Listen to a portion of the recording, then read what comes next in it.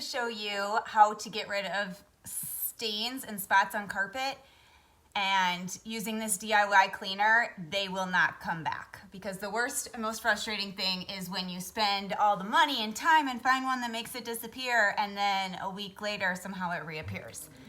So what I use is just straight hydrogen peroxide, a stiff bristle brush, and an old absorbent towel to clean it up with.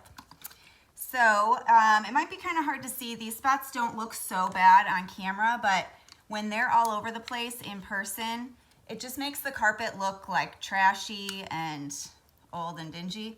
So just apply it to all the spots.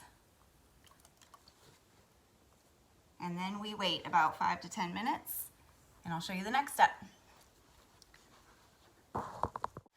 Okay, we're back. We waited, and now I'm going to show you the hard labor part. And just take this.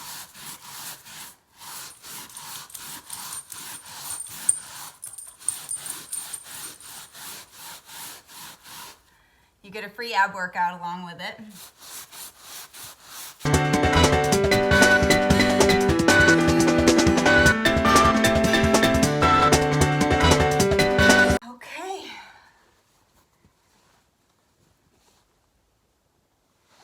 So when you do your brush, you just want to apply pressure and brush in every direction.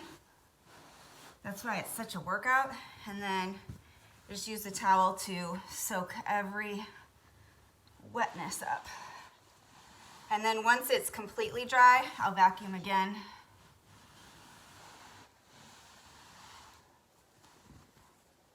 And it looks like new carpeting. And the stains do not reappear.